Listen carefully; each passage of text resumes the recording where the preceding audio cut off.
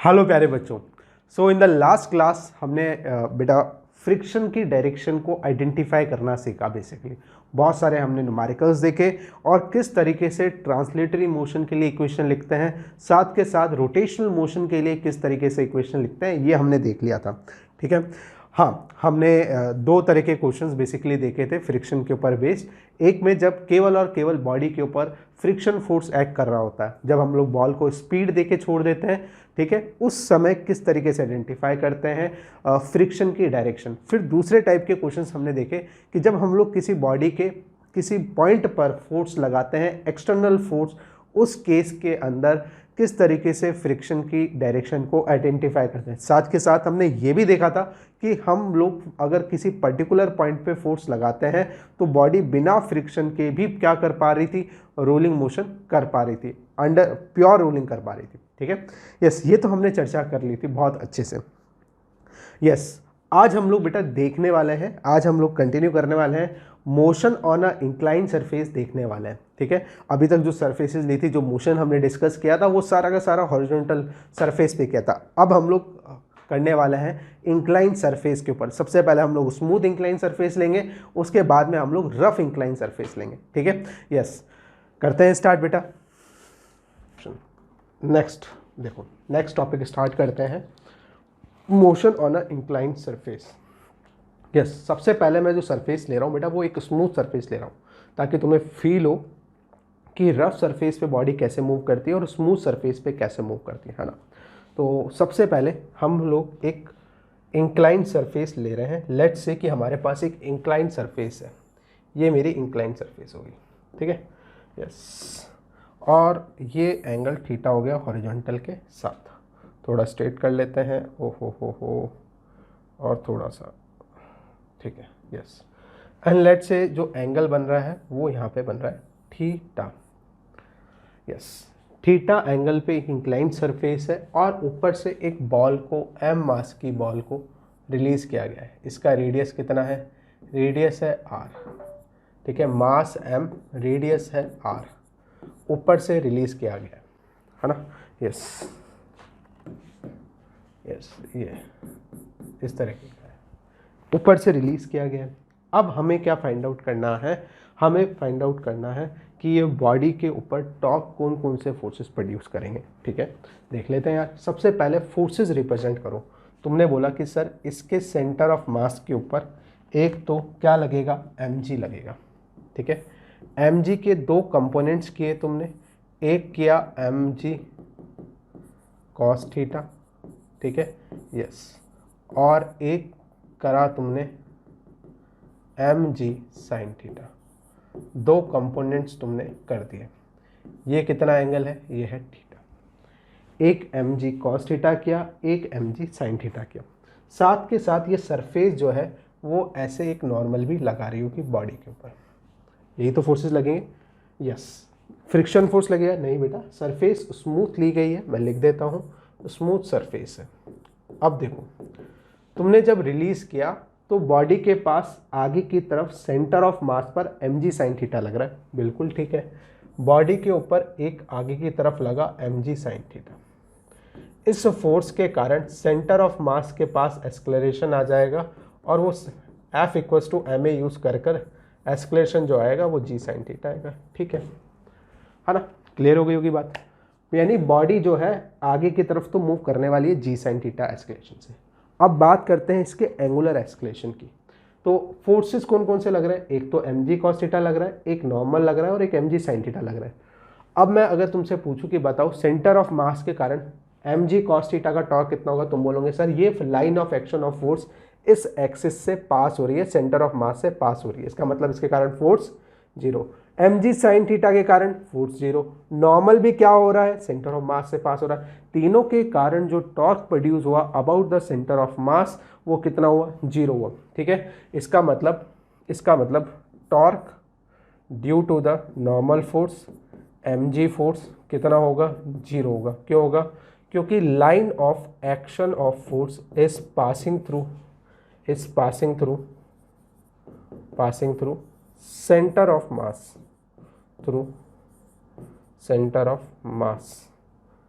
Access, है ना। Yes, access की बात चल रही है, पॉइंट की बात नहीं चल रही है। यस, ये बात तो क्लियर हो गई होगी तुम्हारी। अब मैं क्या करना चाह रहा हूँ, बॉडी के मोशन की बात करते हैं। क्या ये बॉडी रोल मोशन करेगी? बिल्कुल नहीं करेगी बेटा, टॉर्क प्रोड्यूस हुआ ही नहीं, बॉडी अपनी एक्सिस पे घूमेगी ही नहीं, केवल और केवल इस तरीके से स्लिप करती हुई नीचे आएगी।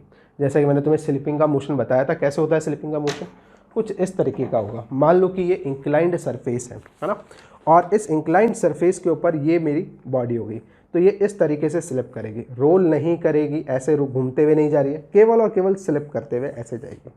ठीक है, क्योंकि mg साइन थीटा और नॉर्मल जो है वो इसमें कोई टॉर्क प्रोड्यूस नहीं कर रहे हैं। अब आते हैं हम लोग, जब ये इंक्लाइन सरफेस रफ होगी तब क्या होने वाला है वो देखते हैं। यस, चाहो तो लिख लो, बॉडी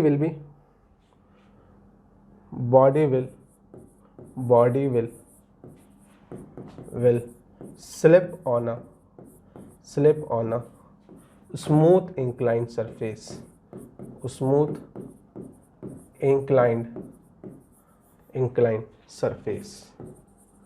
ठीक है, यस बेटा। नेक्स्ट चलो, next motion on a rough incline plane. Again एक इंक्लाइन सरफेस मान लेते हैं ये हमारी रफ इंक्लाइन सरफेस होगी। ठीक है, यस।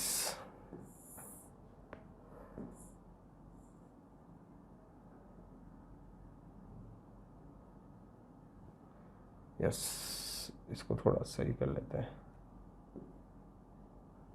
यस बेटा, और ये जो एंगल है ये थीटा है, और बॉडी क्या कर रही है, अगेन m मास की बॉडी है, रेडियस इसका r है, मास m, रेडियस r, इनर्शिया कितना है, I है, और इस रफ सरफेस के ऊपर क्या कर रही है, रोलिंग, मूव कर रही है। रिलीज किया गया अभी, तो ऐसे समझो रफ सरफेस है।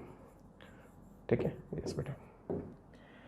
क्या होने वाला है, यस देखते हैं इसके ऊपर। पहले फोर्सेस रिजॉल्व करते हैं। फोर्सेस क्या करेंगे, एक तो इस बॉडी के सेंटर ऑफ मास पर क्या लगेगा, mg लगेगा। mg के दो कंपोनेंट डायरेक्टली लिख देता हूँ, एक लगेगा mg cos थीटा और एक लगेगा आगे की तरफ mg sin थीटा लगेगा। ठीक है, यस। और क्या लगेगा, तुम बोलोगे सर एक नॉर्मल भी तो लगेगा जो यहाँ से पास हो रहा होगा। यस, नॉर्मल भी लगेगा, नॉर्मल सरफेस से लग रहा है। ठीक है, यस। ये फोर्सेस एक्ट कर रहे होंगे। अब साथ के साथ सरफेस ने एक और फोर्स लगाया होगा। कौन सा फोर्स लगाया होगा, सरफेस ने लगाया होगा फ्रिक्शन फोर्स। फ्रिक्शन फोर्स कैसे लगाया होगा, यस, इस सेंटर ऑफ मास के पास एक्सेलरेशन आया g sin थीटा, जैसे ही बॉडी का पॉइंट ऑफ कांटेक्ट ACM से आगे भागेगा वैसे ही फ्रिक्शन क्या लगेगा, पीछे की तरफ लगेगा। क्यों लगेगा पीछे की तरफ, सो डैट बॉडी को एंगुलर एक्सेलरेशन प्रोवाइड कर सके और ACM बराबर अल्फा आर हो सके, ताकि पॉइंट ऑफ कांटेक्ट जो है उसका रिलेटिव मोशन क्या हो सके, जीरो हो सके। तो फ्रिक्शन क्या आ जाएगा, एक्शन में आ जाएगा, और फ्रिक्शन क्या कराएगा, इस बॉडी को प्योर रोलिंग करवाएगा ऑन दिस इंक्लाइंड सरफेस। ठीक है, यस। हम लोग ये मान के चल रहे हैं कि यहाँ पे जो रिक्वायर्ड फ्रिक्शन है वो इस सरफेस के पास अवेलेबल है। अगर ऐसा नहीं हुआ, मान लो कि इस फ्रिक्शन को वैल्यू चाहिए 10 न्यूटन और ये सरफेस प्रोवाइड करा सकता है 8 न्यूटन, उस कंडीशन में क्या होगा, उस कंडीशन में ये बॉडी प्योर रोल नहीं करने वाली है। ठीक है, हम ये मान के चल रहे हैं कि इस सरफेस के पास सफिशिएंट फ्रिक्शन है, इनफ फ्रिक्शन अवेलेबल है। ठीक है, यस। तो इसका मतलब फ्रिक्शन फोर्स इस तरीके से एक्ट कर रहा है बॉडी पे, ताकि इसको क्या कर सके, इसको प्योर रोलिंग करवा सके। और eight the point of contact क्या है, ACM बराबर अल्फा आर फॉलो हो रहा है। चले आगे, यस। अब लिख लेते हैं इक्वेशंस यार। यस, अब हम लोग इक्वेशन लिख लेते हैं बढ़िया तरीके से। ये ACM सेंटर ऑफ मास आगे की तरफ, ACM, ठीक है, यस।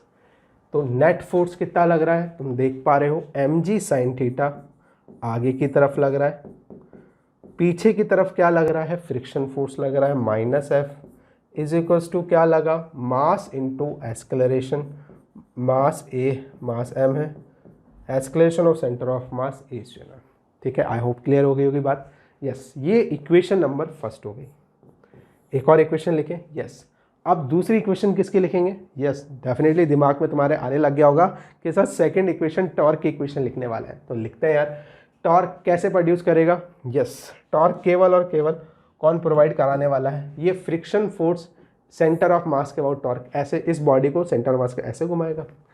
बाकी के फोर्सेस का क्या काम है? बाकी का फोर्सेस का यानी mg sin थीटा का सेंटर ऑफ मास से पास हो रहा है तो कोई भी टॉर्क प्रोड्यूस नहीं करेगा। इसका मतलब फ्रिक्शन फोर्स जो है उसका torque is equals to I alpha. Body किस में है? Body is under pure rolling, तो ACM अल्फा आर को ACM के बराबर पुट कर सकता हूँ। ठीक है, तो अल्फा इक्वल्स टू क्या आ गया? तुम बोले सर ACM बाय आर आ गया। लिख देते हैं यार, ACOM बाय आर आ गया। ये फ्रिक्शन एफ आर, ठीक है, यस। ये सेकंड इक्वेशन मेरे पास आ गई है।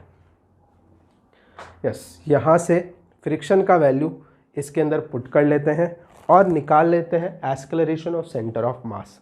देखो एफ का वैल्यू यूजिंग वन हम लोग ऐसा लिख सकते हैं mg sin theta minus I upon I into ACOM upon R square equals to m into ACOM। mg sin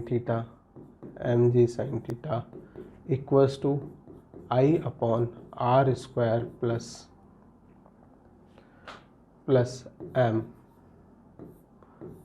M. Yes, कोई मिस्टेक तो नहीं कर दिया अपन ने? आई इंटू अल्फा, ठीक है, सही है, into mg sin theta this into ACOM, ये मेरे पास आ गया। ठीक है, यस, तो ACM इक्वल्स टू फाइनली मेरे पास आ गया है mg sin theta upon I m plus I upon R square. इसको स्टैंडर्ड फॉर्म में लिख लेते हैं थोड़ा सा, ताकि तुम्हारे लिए याद करना आसान रहे, क्योंकि डायरेक्टली इस पे क्वेश्चन आते हैं, बिल्कुल डायरेक्टली क्वेश्चन आते हैं, बहुत इंपॉर्टेंट रिजल्ट है। यस, याद रखना है। g sin theta, m common निकाला, ठीक है, m कॉमन निकाला, m यहाँ से कॉमन निकाला, जब m कॉमन निकालूंगा पीछे 1 रह जाएगा, यस, और जब m कॉमन निकालूंगा तो नीचे आ जाएगा m आर स्क्वायर। हो, ये मेरे पास रिजल्ट आ गया है। इसको तुम्हें याद रखना है, g sin theta upon 1 plus I upon m R square. It is one of the important result. Yes बेटा, इसको याद करना है, very very very very important. Questions repeatedly पूछे जाते हैं इसके ऊपर। यस, तुम्हें एक शीट में भी भर भर के क्वेश्चन मिलेंगे इसके ऊपर। दूसरा एक्सप्रेशन फ्रिक्शन का। अच्छा, क्वेश्चन कैसे बनेंगे वो तो मैं बता देता हूँ। तुमसे पूछ लिया जाएगा कि ये जो बॉडी है ना, ये एक सॉलिड स्फीयर है, एक दूसरी रिंग है, तीसरी हॉलो स्फीयर है ना, और फिर तुम्हें बोल देंगे कि किसका एक्सेलरेशन सबसे ज़्यादा होगा।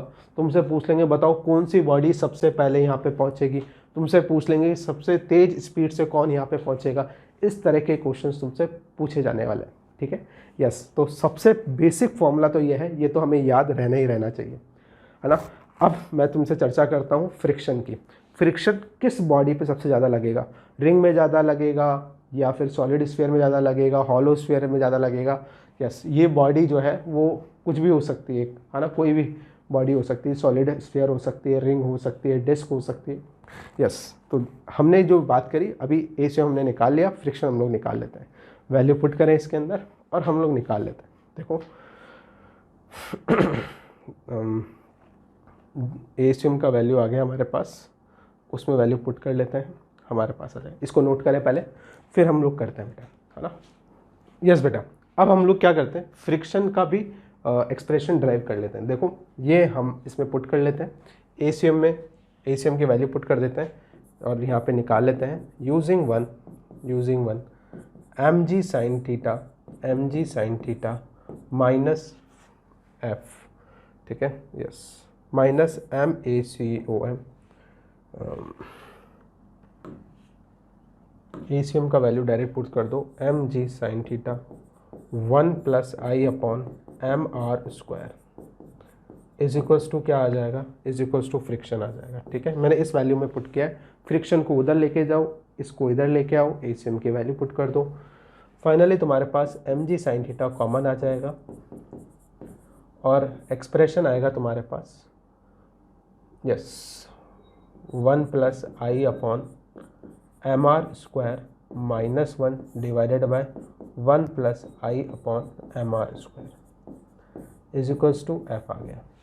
ठीक है, यस, फाइनली हमारे पास रिजल्ट आ गया है।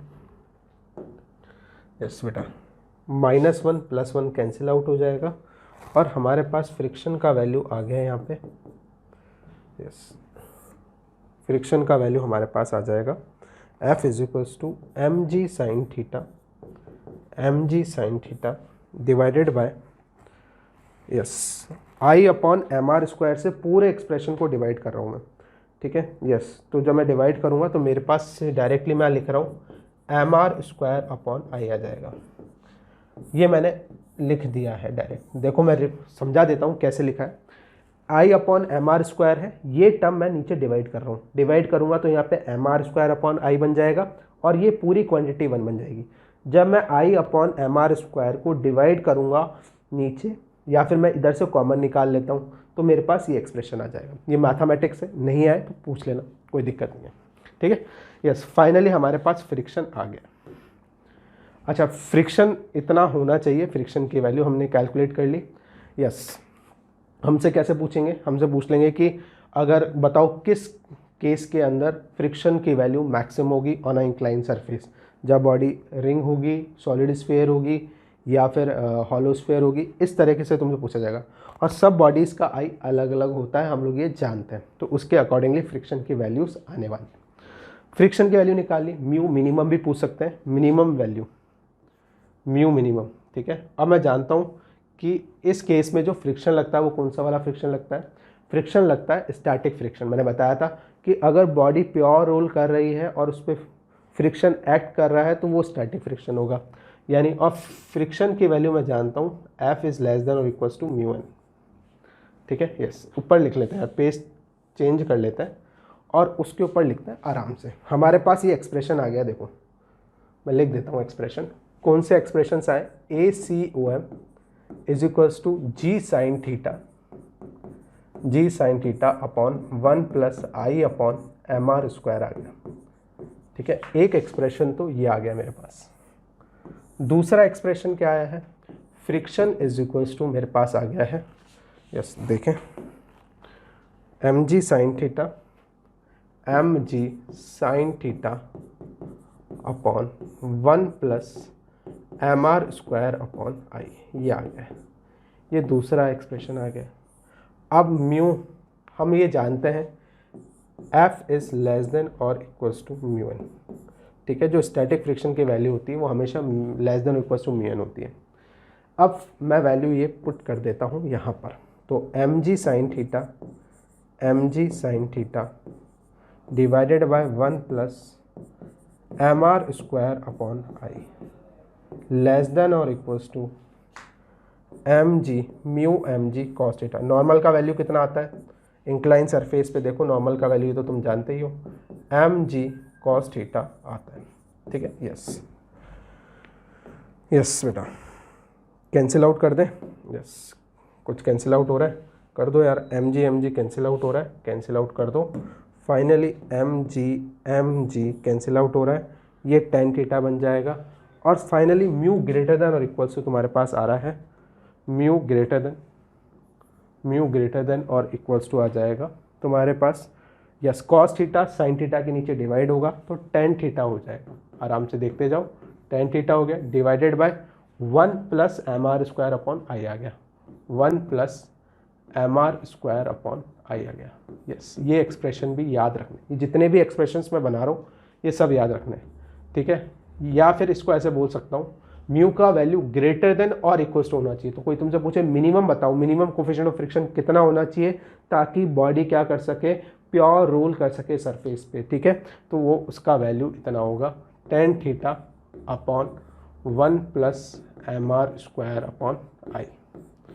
यस बेटा, ये हमें याद रखना है। साथ के साथ ये फॉर्मूला नंबर 1 हो गया, चाहो तो लिख लो। फॉर्मूला नंबर 2, फॉर्मूला नंबर 3, इसके अलावा तुमसे फाइनल वेलोसिटी भी पूछी जा सकती है। यस, वो भी देख लेते हैं। फोर्थ देखो, हम लोग जानते हैं कि इनिशियल स्पीड जब हमने रोल कराया था तो रिलीज़ किया था, इनिशियल स्पीड कितनी थी इसकी, 0 थी। फाइनली जब बॉल यहाँ पहुँची तो मान लो कि इसके पास स्पीड थी v।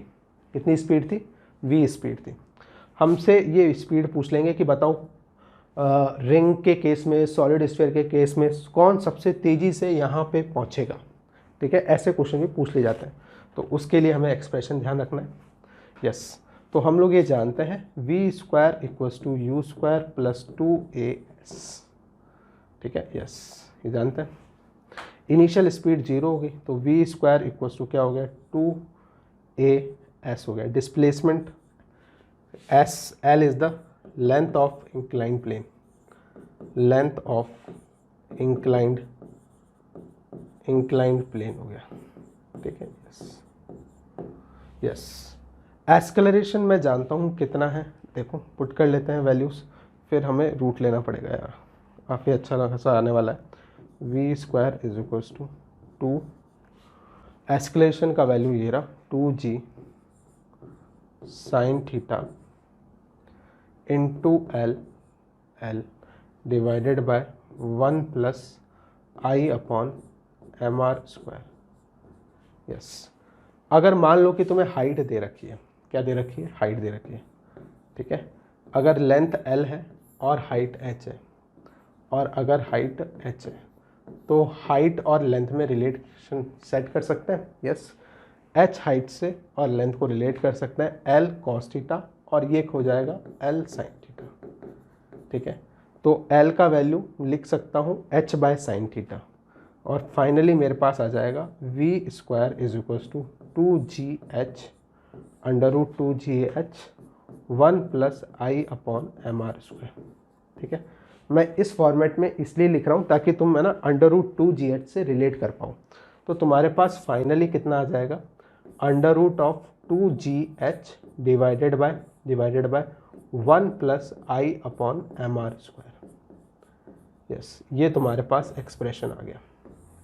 ठीक है, ये कौन सबसे तेज़ी से इंक्लाइन सरफेस को छोड़ने वाला है, ये उसका फॉर्मूला आ गया। जब बॉडी ऊपर से नीचे छोड़ी गई तो नीचे सबसे तेज़ स्पीड कौन सी वाली बॉडी की होगी, ये पूछ लेंगे। तो आई का वैल्यू पुट करके तुम देख सकते हो। जैसे सॉलिड स्फीयर का वैल्यू तुम लोगे 2/5 mr², उसके लिए v का स्पीड चेक कर लेना। इस तरीके से तुम्हें चेक करना है। ठीक है, यस बेटा, नोट करें इसको। एक और लास्ट फॉर्मूला और लिखवा रहा हूँ मैं टाइम का, वो देख लो। डायरेक्टली तुम चाहो तो इसको ड्राइव भी कर सकते हो, है ना। मैं अभी लिखवा रहा हूँ डायरेक्ट, क्योंकि अननेसेसरली ड्राइव करने का कोई मतलब नहीं है। इसको डायरेक्ट हम लोग यूज़ ही करेंगे। 1/sin theta √2h/g, 2h/g। h क्या है, हाइट ऑफ द इंक्लाइन, ये तो हम जानते ही फॉर्मूला टाइम का।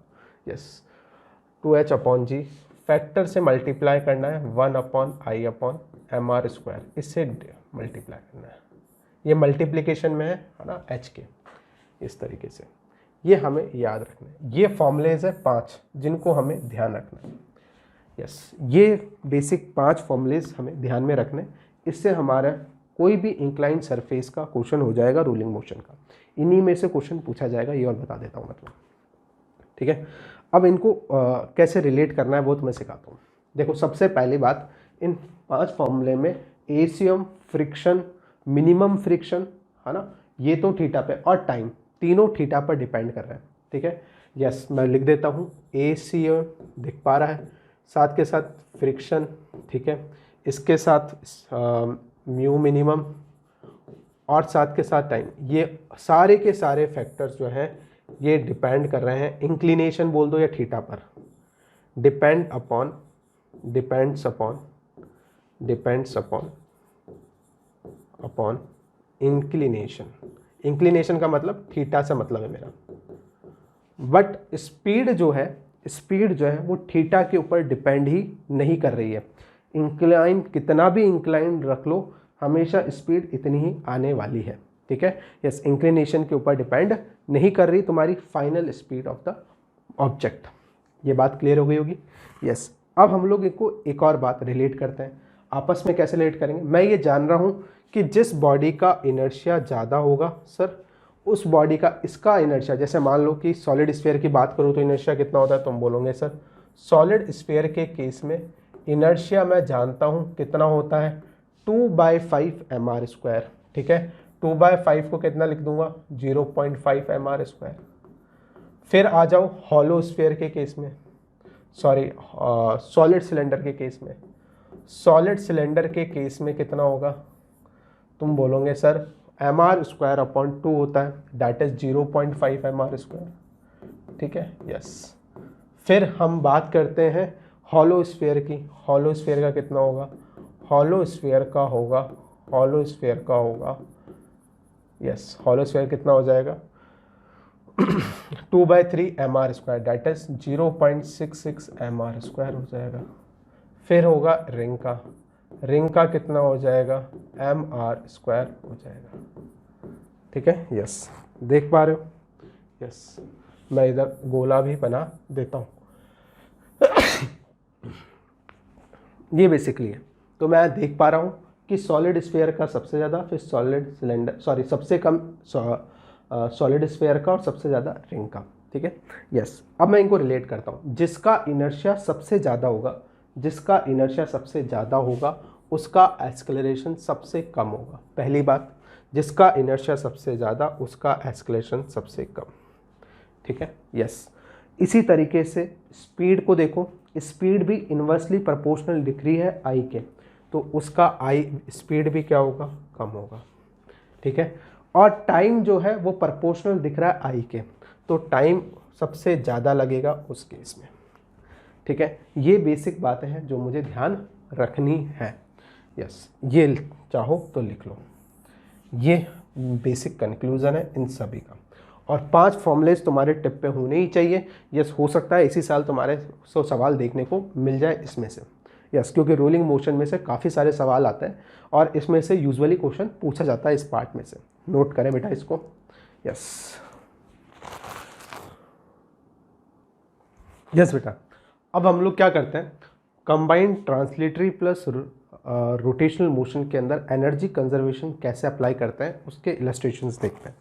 देखो, स्टार्ट करते हैं क्वेश्चन से। लेट्स से कि मेरे पास एक इंक्लाइन सरफेस है इस तरह की, है ना, और ये रफ सरफेस है, और यहाँ से हाइट मुझे दे रखी है, यहाँ से यहाँ तक की हाइट है h, है ना, ये यहाँ से इस तरीके से है। यस, ये हाइट ऐसे रखी है, और ऊपर से मैंने क्या किया है, एक बॉल को रिलीज किया है h हाइट से। रिंग है बेसिकली, रिंग ले लो, मास m ले लो और रेडियस r ले लो। यहाँ से रिलीज़ किया गया। मेरे से पूछा गया है कि जब रिंग यहाँ पहुँच जाएगी उस समय एंगुलर स्पीड कितनी होगी, ये मेरे से पूछा गया। ठीक है, यस। कैसे करेंगे अप्रोच इस क्वेश्चन को? डेफिनेटली ये सरफेस कैसी दे रखी है, यस, ये सरफेस रफ दे रखी है, रफ सरफेस दे रखी है, रफ सरफेस दे रखी है, और body is under pure rolling. Ring is under pure rolling. Ring जो है वो प्योर रोलिंग की कंडीशन को फॉलो कर रही है, that is v = r omega को फॉलो कर रही है। हमें बताना है कि फाइनली एंगुलर स्पीड ओमेगा कितनी होगी।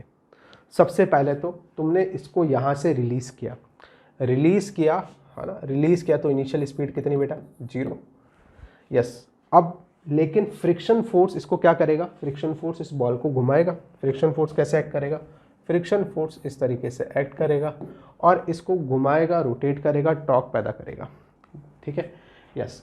Friction force will act in such a way so that body क्या करे, प्योर रोलिंग करे पूरे इंक्लाइन सरफेस के ऊपर, है ना। यस, अब बात करते हैं कि क्या यहाँ पे मैकेनिकल एनर्जी कंजर्वेशन लगेगा कि नहीं लगेगा। तुम बोलोगे सर फ्रिक्शन लग रहा है, friction is a non conservative force, तो डेफिनेटली नहीं लगेगा। लेकिन एक बात तुम बेटा भूल रहे हो, क्या बोल रहे हो कि friction force at the point of contact लग रहा है, और पॉइंट ऑफ कांटेक्ट पे जब फ्रिक्शन फोर्स लग रहा है तो पॉइंट ऑफ कांटेक्ट का रिलेटिव मोशन कितना हो रहा है, 0 हो रहा है। और अगर रिलेटिव मोशन 0 हो रहा है, there is no displacement of point of contact, तो हम बोल सकते हैं कि work done by friction force कितना हुआ, 0 हुआ।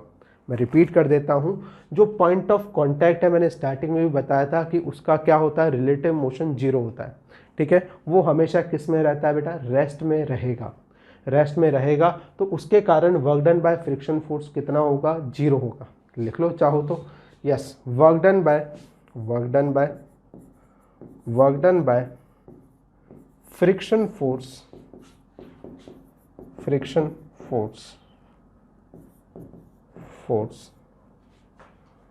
in pure ruling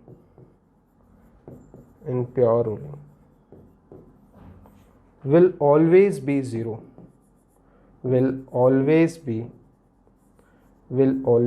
0, ठीक है। यस, क्यों हो रहा है, इसका रीज़न क्या है, क्योंकि पॉइंट ऑफ कांटेक्ट का कोई डिस्प्लेसमेंट नहीं हो रहा, वो हमेशा किस में रहता है, रेस्ट में रहता है। रिलेटिव मोशन कितना होता है, 0 होता है। इस वजह से हम लोग ये बोल पा रहे हैं, ठीक है।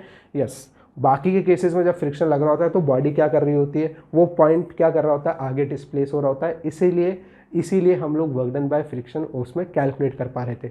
लेकिन ये जो पॉइंट ऑफ कांटेक्ट है ये हमेशा क्या है, इसका नेट डिस्प्लेसमेंट बेटा 0 है, इसलिए work done by friction force भी क्या होगा, यहाँ पे 0 होगा, ठीक है। Yes, there is no relative motion of that point with respect to surface.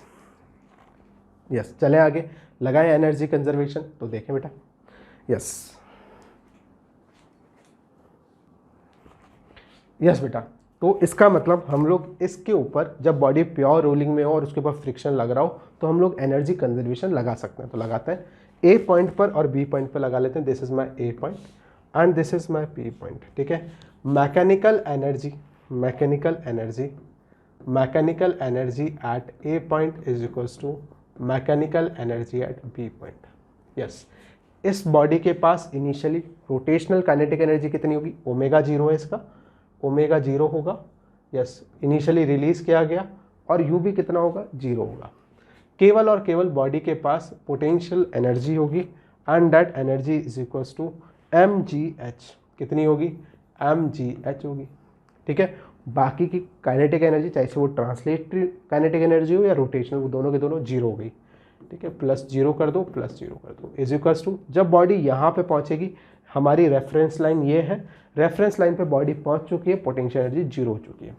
कौन सी एनर्जी है, बॉडी के पास एक काइनेटिक एनर्जी होगी, translatory kinetic energy ½mv², plus क्या होगा, ½ I⍵², ठीक है। यस, ये होगा बॉडी किस में, प्योर रोलिंग में, तो v इक्वल्स टू क्या लिख सकते हैं, R⍵ लिख सकते हैं। मुझे क्या फाइंड आउट करना था, मुझे तो ओमेगा फाइंड आउट करना था जब वो फाइनली वहाँ पहुँच गई। ओमेगा भी फाइंड आउट करना है और v भी फाइंड आउट करना है, दोनों फाइंड आउट करना है, ठीक है। यस, मास से मास अभी कॉमन लिख लेते हैं, mgh is equals to ½ v सिम इक्वल्स टू R⍵, का square is equals to ½ I, ring का इनर्शिया mr² होता है इंटू ω² हो गया।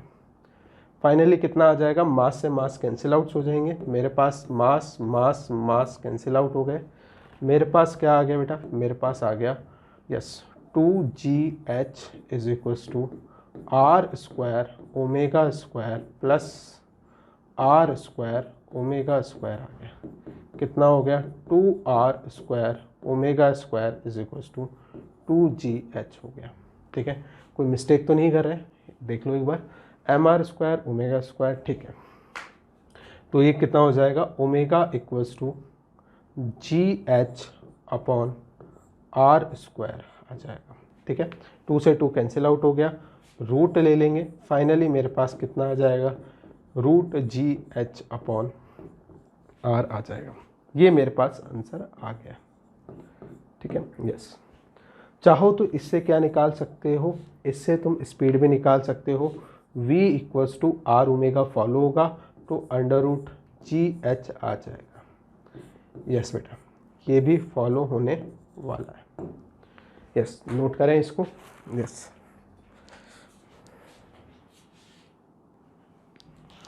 यस बेटा, इसमें जो सबसे इंटरेस्टिंग बात थी वो ये थी कि तुमने जो फॉर्मूला पढ़ा था v इक्वल्स टू क्या पढ़ा था, याद करो, अंडर रूट ऑफ, अभी जो इंक्लाइन सरफेस के लिए पढ़ा था वो अंडर रूट 2gh1 प्लस कितना पढ़ा था, i upon M R square पढ़ा था, है ना, यही तो पढ़ा था।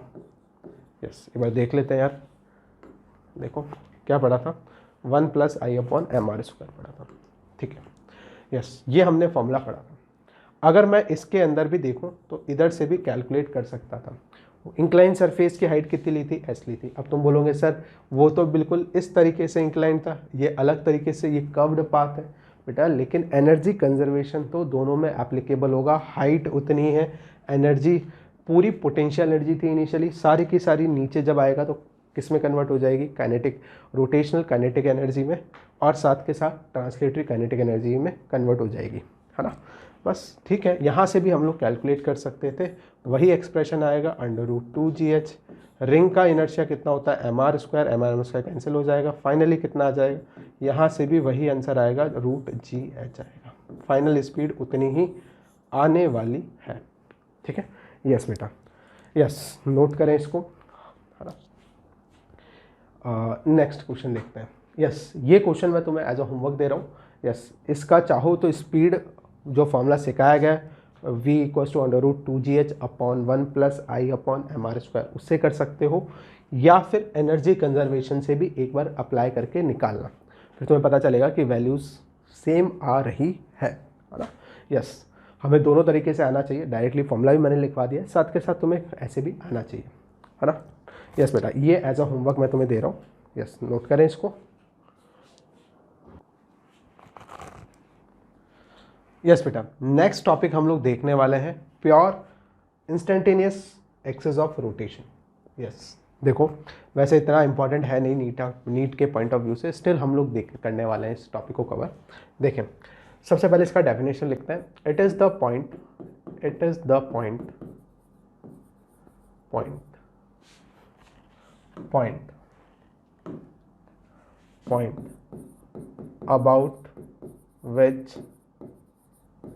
about which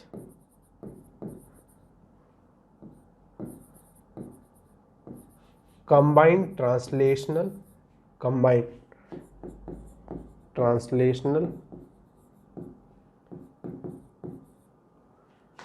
and rotational motion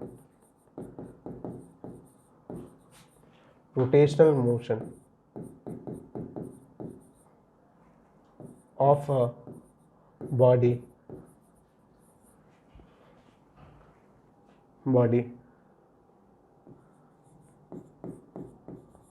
appears as a pure rotational motion। क्या कहना चाह रहे हैं कि एक ऐसा पॉइंट जरूर होता है बॉडी के अंदर, जैसे कि मान लेते हैं, मैं समझा देता हूँ तुम्हें, है ना। मान लो कि बेटा ये है ना हमारी रोलिंग बॉडी हो गई, है ना, और ये रोलिंग बॉडी का सरफेस हो गया जिसके ऊपर वो रोल कर रही है। इसका मास हम लोग ले लेते हैं r, और रेडियस मास m, रेडियस r ले लेते हैं, ठीक है। यस, क्या लिखा हुआ है, it is the point about which combined translation rotational motion of body appears as a pure rotational motion. एक ऐसा पॉइंट जिसके ऊपर अगर हम लोग खड़े हो जाए तो बॉडी क्या करते हुए नजर आएगी, प्योर रोटेशनल मोशन करते हुए नजर आएंगे। उसका हर एक पार्टिकल क्या करते हुए नजर आएगा, प्योर रोटेशनल मोशन। इसको सेंटर ऑफ मास से कंफ्यूज मत करना, सेंटर ऑफ मास के ऊपर बैठ रहे थे तो ट्रांसलेशन मोशन क्या हो जा रहा था, जीरो हो पा रहा था, है ना, और बॉडी के पास केवल और केवल रोटेशनल मोशन बच रहा था। ये तो बात हुई रिलेटिव तरीके से। हम लोग बात कर रहे हैं कि दोनों एक साथ कंबाइंड मोशन भी है, बॉडी के पास ट्रांसलेशन मोशन भी है और रोटेशनल मोशन है, दोनों मोशन है, कोई भी कैंसिल आउट नहीं हुआ है। हमने एक ऐसा पॉइंट है इस बॉडी के अंदर जिसके ऊपर हम लोग अगर खड़े होंगे तो बॉडी का हर एक पार्टिकल तुम्हें प्योर रोटेशनल मोशन करते हुए नजर आएगा, ठीक है। यस, मैं ये कहना चाह रहा हूँ, सेंटर ऑफ मास से इसको कंफ्यूज मत करना, ठीक है। वो पॉइंट के कौन सा होता है वो तुम्हें बता देता हूँ। यस, सबसे पहले तो हम लोग प्योर रोलिंग की बात करें तो प्योर रोलिंग के अंदर बॉडी के पास देखो, बॉडी के पास वेलोसिटीज मार्क करते हैं। प्योर रूलिंग में है तो body v equals to R omega होता है ना। यस, मैं बात कर रहा हूँ प्योर रूलिंग की, क्लियरली बोल देता हूँ। प्योर रूलिंग के केस में बॉडी के पास, इस पॉइंट के पास कितनी वेलोसिटी होती थी, तुम याद करो, 2r ओमेगा होती थी। इसके पास r ओमेगा आगे की तरफ, या बोल सकते हो ये सेंटर ऑफ मास वाली स्पीड हो गई, और एक टेंजेंशियल स्पीड भी होती थी r ओमेगा, ये हमने निकाली थी, और कितना आ गया था, √2r omega.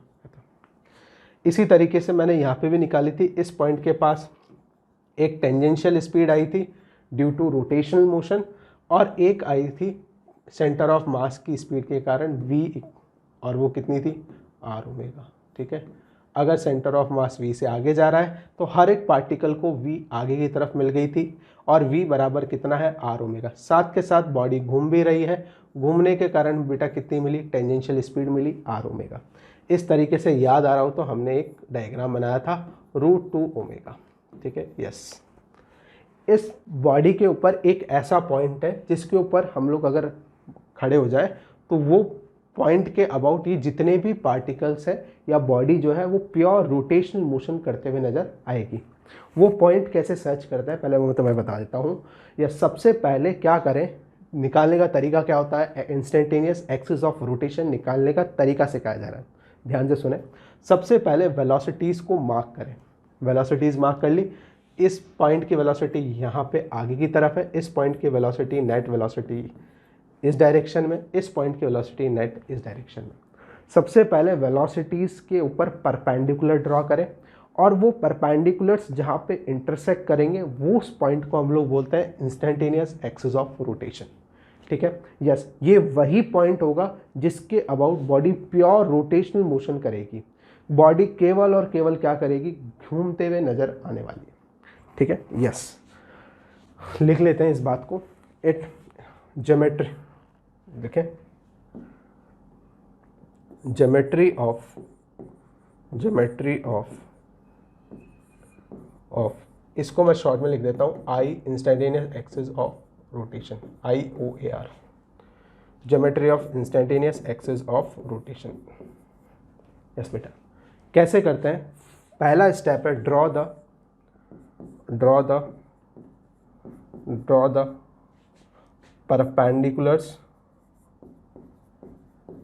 perpendicular to the velocities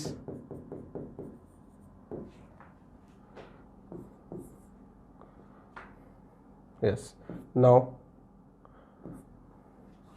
the point where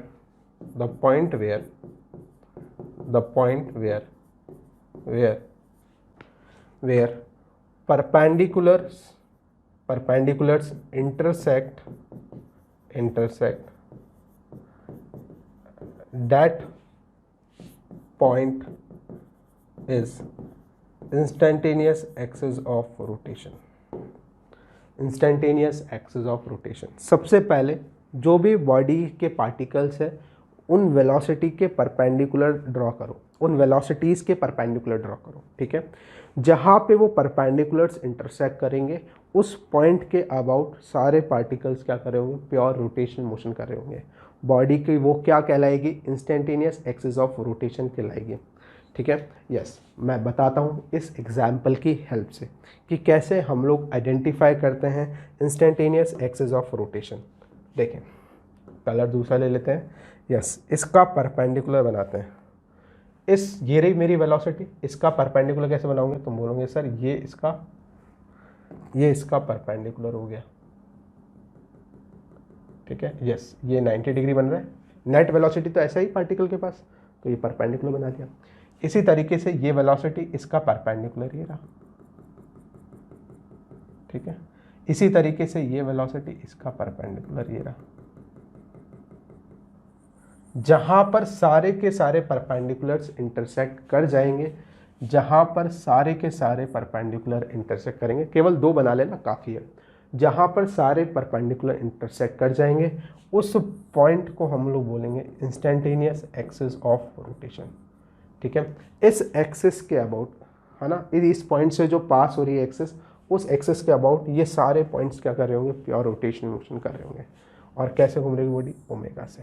अब तुम्हें फील कराया जाए कि सर ऐसा कैसे हो रहा है, तो देखो ये डिस्टेंस कितनी आएगी बेटा, ये तुम जानते हो।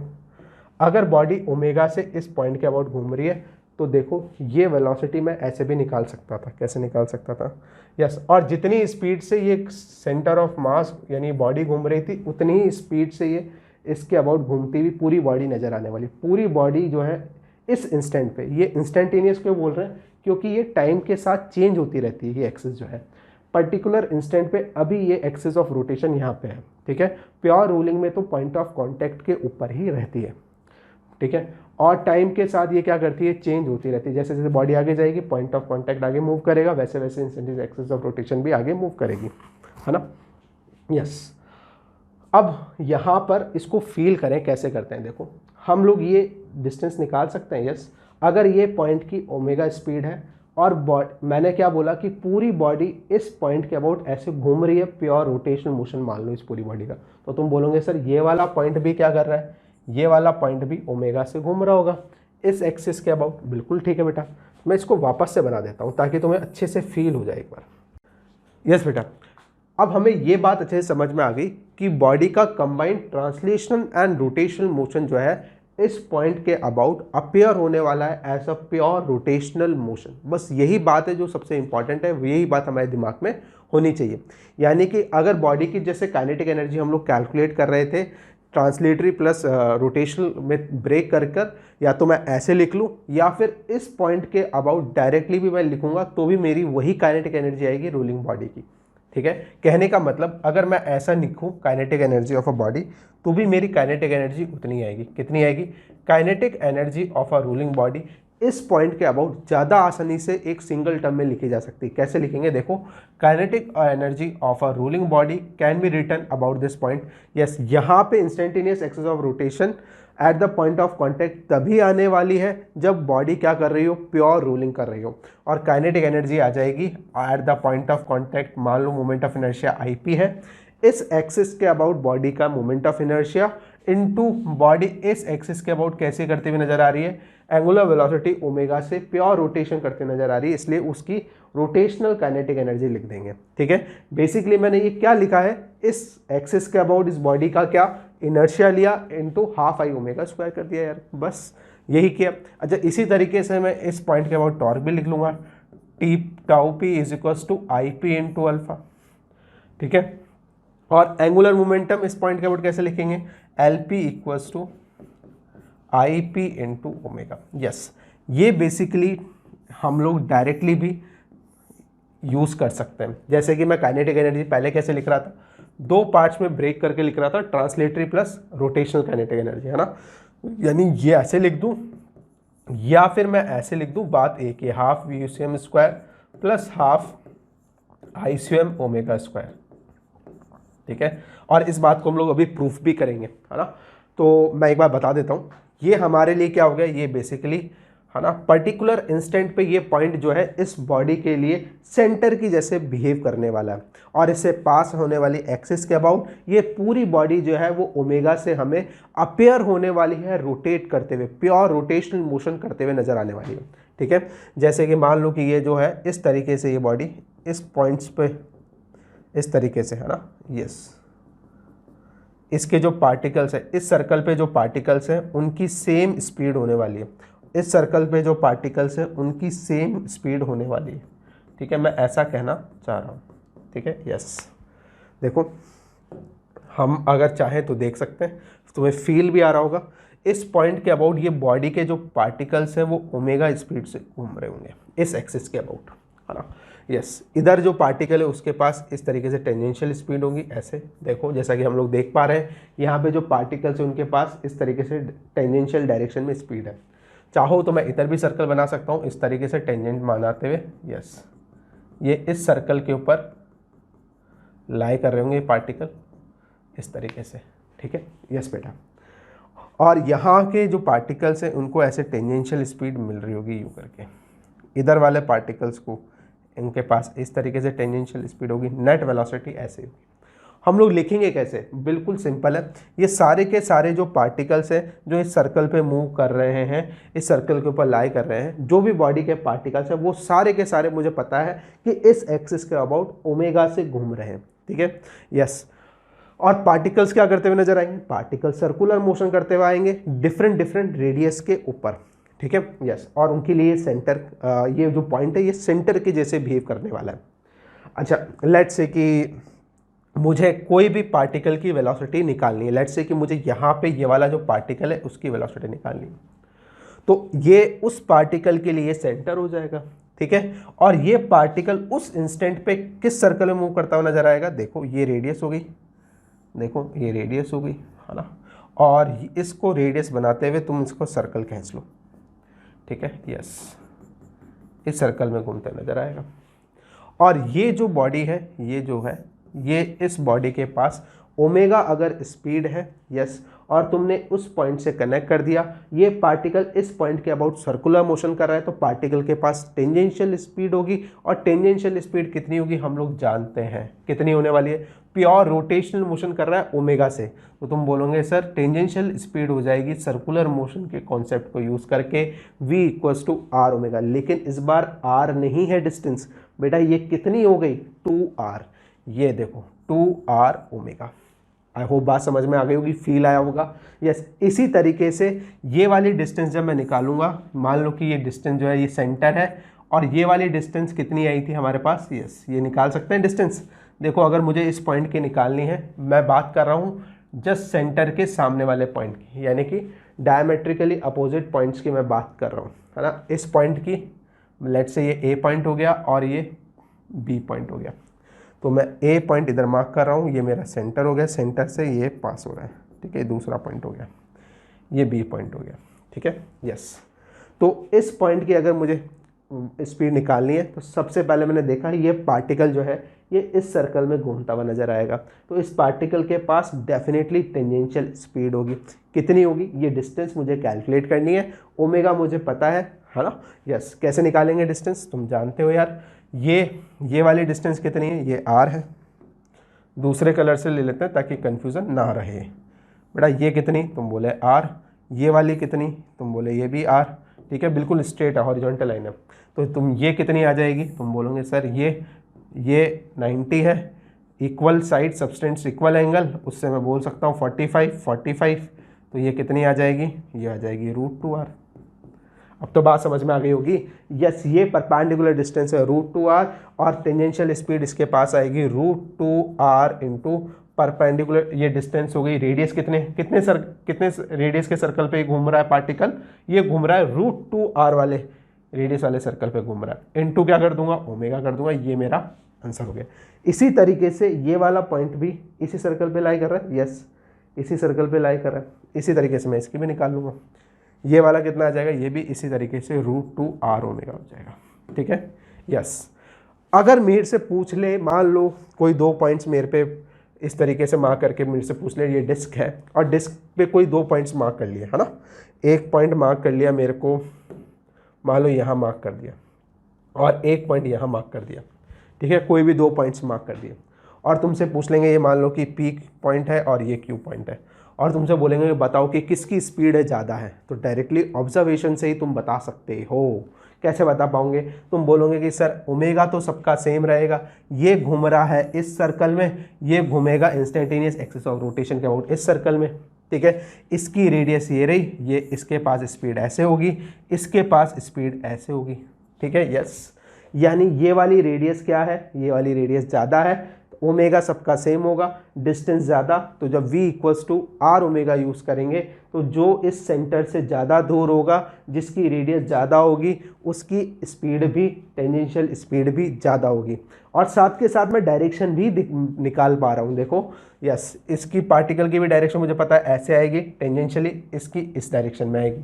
सिंपल सी बात है, डिस्क में कोई भी तुम्हें पॉइंट दे दे, तुम्हें क्या करना है, इस इंस्टेंटेनियस एक्सिस ऑफ पॉइंट को सेंटर मानते हुए उस पार्टिकल के अराउंड क्या करना है, सर्कल बनाना है, बस, ठीक है। चाहो तो मैं एक बार वापस तुम्हें डायग्राम से बता देता हूँ। देखो, मैं कुछ ऐसा कहना चाह रहा हूँ, कुछ फील आए ताकि तुम्हें। ये मेरा सर्कल हो गया, बहुत अच्छे। और ये मेरा बॉडी जो है प्योर रोलिंग कर रही है। क्या कर रही है? प्योर रोलिंग कर रही है। अगर प्योर रोलिंग नहीं करेगी तो फिर मेरे को इंस्टेंटेनियस एक्सिस ऑफ रोटेशन निकालना पड़ेगा। तो हमारे केस कोर्स में तो केवल प्योर रोलिंग वाला केस ही है, और प्योर रोलिंग के केस में तो इंस्टेंटेनियस एक्सिस ऑफ रोटेशन जो है वो at the point of contact lie करेगा। ठीक है, इन प्योर रोलिंग लिख लेते हैं। In pure rolling instantaneous axis of rotation always lies at the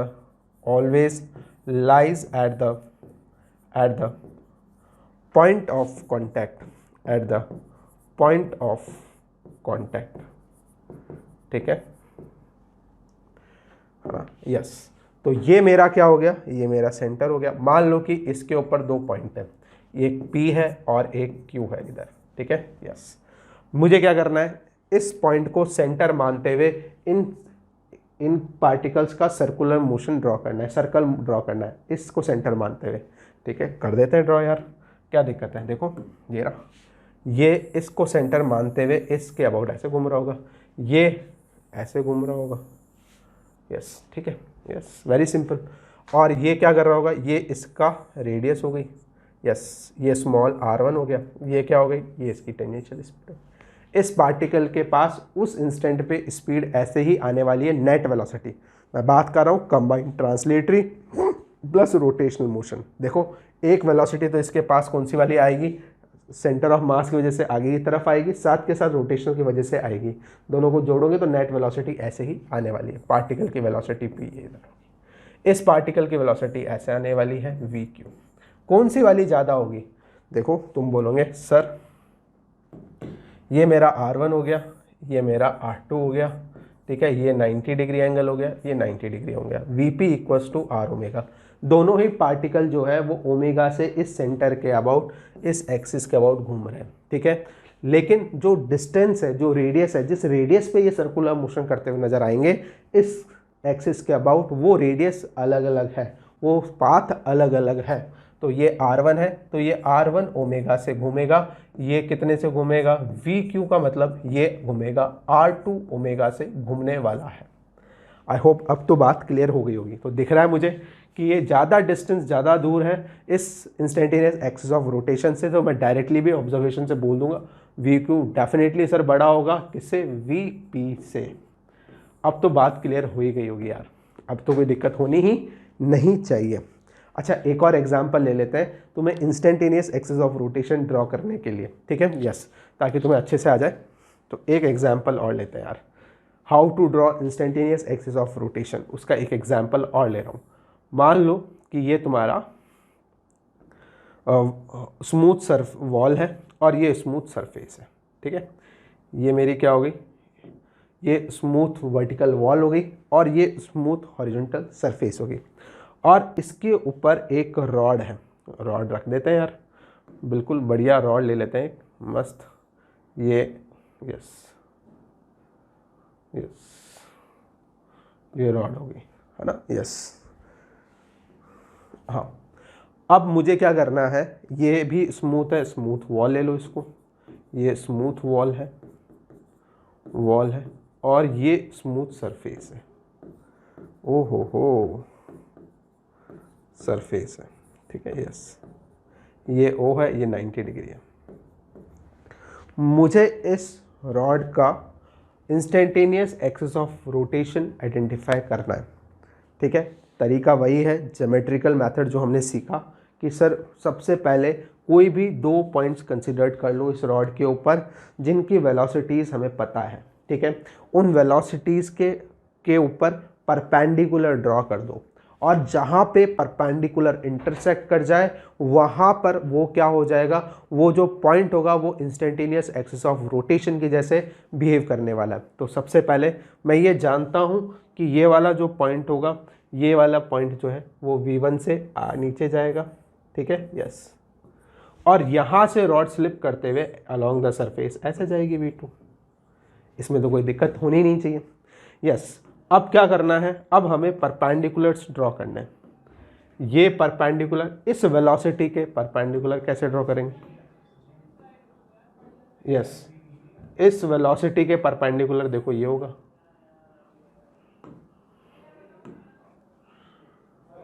है ना, ये रहा। इस परपेंडिकुलर का परपेंडिकुलर, इस वेलोसिटी का परपेंडिकुलर ये रहा। इसी तरीके से इस वेलोसिटी का परपेंडिकुलर ये ड्रॉ कर रहा हूं, देखते जाना। यस बेटा, यस, आई होप बात समझ में आ गई होगी। यस, ठीक है। यस बेटा, जहां पे परपेंडिकुलर्स मीट कर जाएंगे वो जो पॉइंट है वो सेंटर के जैसे वर्क करेगा और उस पॉइंट से एक्सिस पास करेगी जिसका नाम है इंस्टेंटेनियस एक्सिस ऑफ रोटेशन। ठीक है, ऐसा बोल सकता हूं कि उस इंस्टेंट पे रॉड के जितने भी पार्टिकल्स हैं वो क्या कर रहे होंगे, वो इस पॉइंट के अबाउट सर्कुलर मोशन कर रहे होंगे। ठीक है, या बोल सकता हूँ रॉड जो है इस एक्सिस के अबाउट, इस पॉइंट से पास होने वाली एक्सिस के अबाउट प्योर रोटेशनल मोशन करते हुए नजर आएगी। सोचो कितनी मस्त बात तुमने सीख ली है। यस, यहाँ से ये मेरी जो एक्सिस है ये मेरी हो जाएगी इंस्टेंटेनियस एक्सिस ऑफ रोटेशन, ये हो जाएगी। आई होप बात अब क्लियर हो गई होगी। यस बेटा, इससे पहले हम लोग टॉपलिंग करें उससे पहले हम लोग एक क्वेश्चन और कर लेते हैं यार। मैंने बोला था तुम्हें कि क्वेश्चन करेंगे, छोटा सा एक क्वेश्चन देख लो यार, है ना। ये अपन एक सर्कल बना लेते हैं पहले, मस्त बढ़िया एक सर्कल है हमारे पास, लेट से। यस बेटा, अब हॉरिजॉन्टल सरफेस बना लेते हैं। ये हॉरिजॉन्टल सरफेस होगी, है ना। यस, मान लेते हैं इस बॉडी के पास v स्पीड है आगे की तरफ और एंगुलर स्पीड ओमेगा है, और बॉडी क्या कर रही है, बॉडी प्योर रोलिंग कर रही है ना। Body is under pure rolling कर रही है।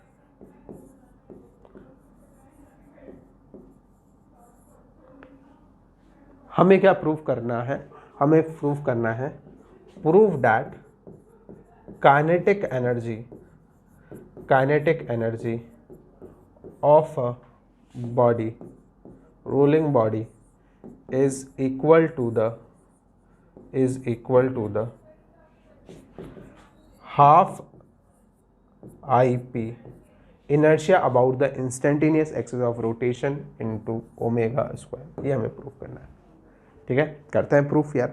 हम लोग बेसिक तरीका क्या जानते हैं काइनेटिक एनर्जी लिखने का? तुम बोलोगे सर इस बॉडी की ट्रांसलेटरी काइनेटिक एनर्जी प्लस उसमें ऐड कर देंगे रोटेशनल काइनेटिक एनर्जी, तो total kinetic energy of the body आ जाएगी। ये हम जानते हैं।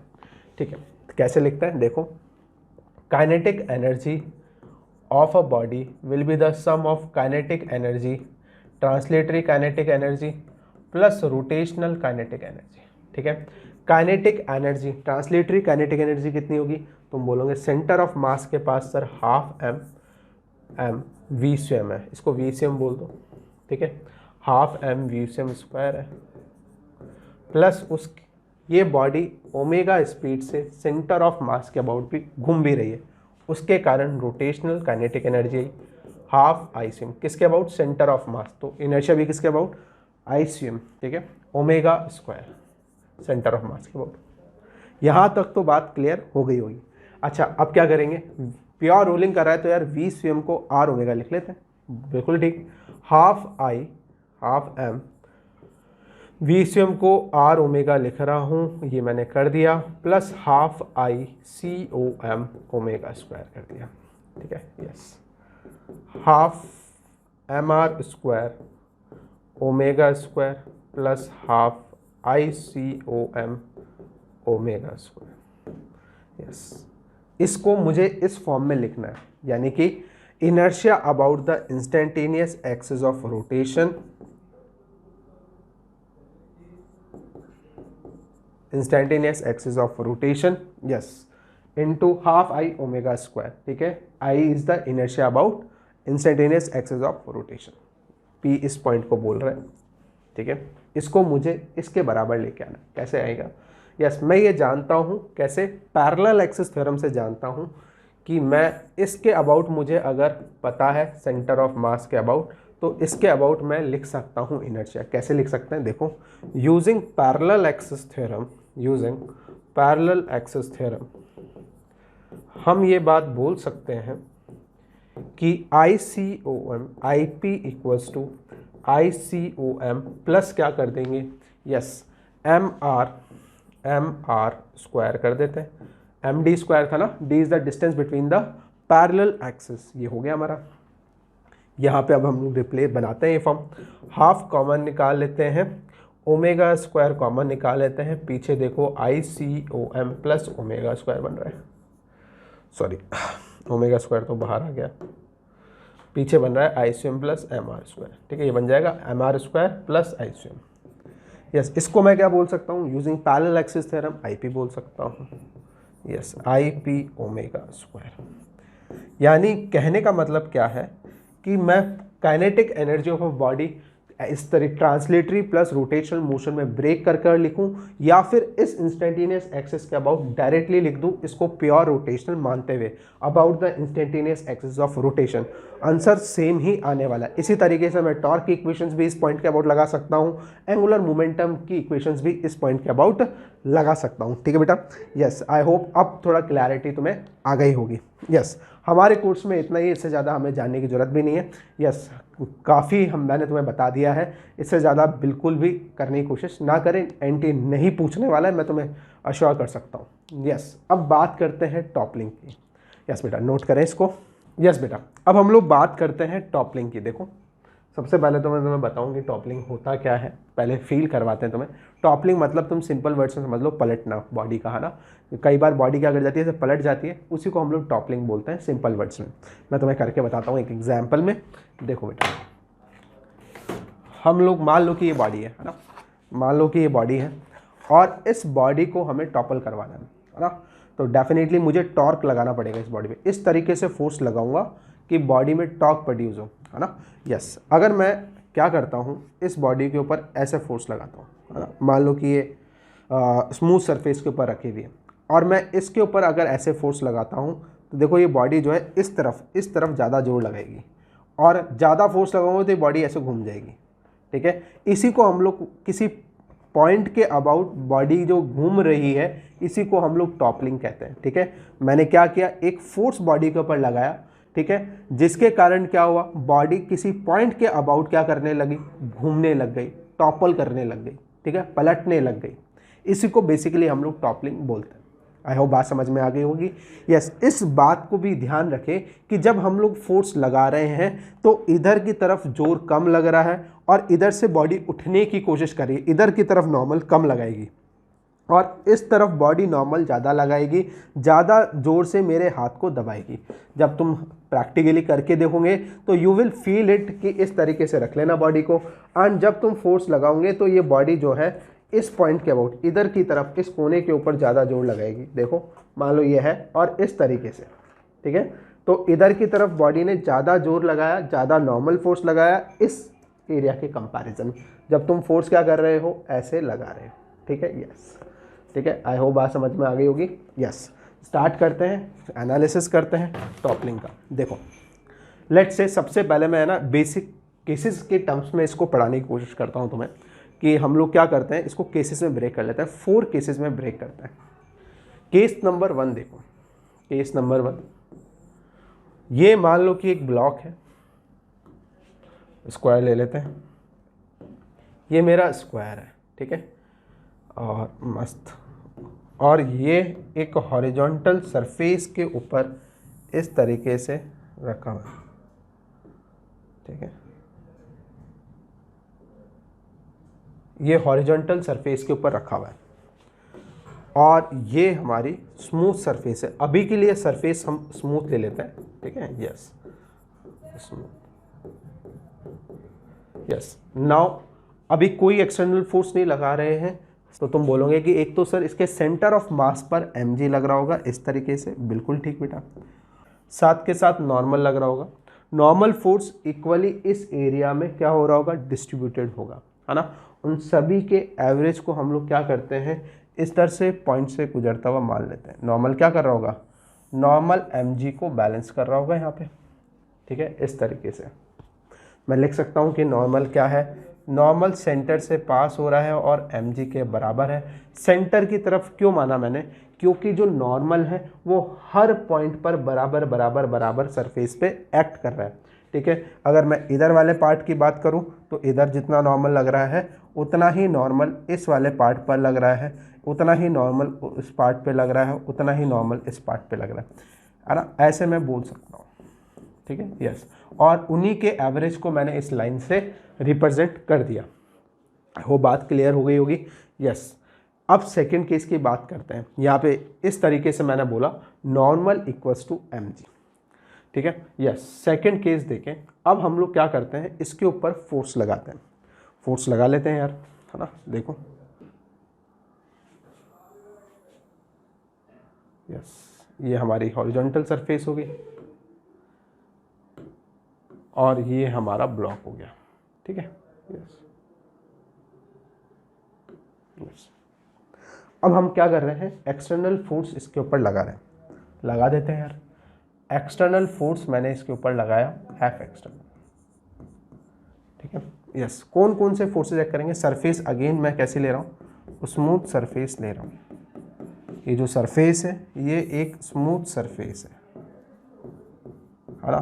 क्या क्या एक्ट कर रहा होगा, एक तो एम जी एक्ट कर रहा होगा, इसके सेंटर ऑफ मास पर एम जी एक्ट कर रहा होगा। यस, और क्या कर रहा होगा, यस, नॉर्मल किस तरीके से अप्लाई करेंगे वो देखें। जैसे ही मैंने फोर्स लगाया, ये फोर्स क्या करने की कोशिश करेगा, ये फोर्स जो है ये इसको टॉपल करने की कोशिश करेगा, इसमें टॉर्क प्रोड्यूस करेगा। कैसे करेगा, देखो, सेंटर ऑफ मास के अबाउट ये बॉडी जो है इसको घुमाने की कोशिश करेगी। देखो, अगर मैं सेंटर ऑफ मास पे फोर्स लगाता तो बॉडी जो है कोई भी टॉर्क प्रोड्यूस नहीं करती, ठीक है, क्योंकि ये फोर्स जो है इटसेल्फ कहाँ से पास हो रहा है, सेंटर ऑफ मास से पास हो रहा है। तो बॉडी सेंटर ऑफ मास के अबाउट टॉर्क जो ये फोर्स प्रोड्यूस करेगा वो जीरो करेगा और बॉडी बिल्कुल भी रोटेट नहीं करेगी। लेकिन अदर देन सेंटर ऑफ मास मैंने अगर लगाया बॉडी के ऊपर फोर्स, तो वो बॉडी फोर्स जो है वो एक टॉर्क प्रोड्यूस करेगा अबाउट द सेंटर ऑफ मास, और उस फोर्स की वजह से बॉडी क्या करेगी, रोटेट करेगी किसी पॉइंट के अबाउट। या फिर नॉर्मल जो है, ऐसा बोल सकता हूँ, नॉर्मल अनइक्वली डिस्ट्रीब्यूट होगा। कैसे होगा वो समझे।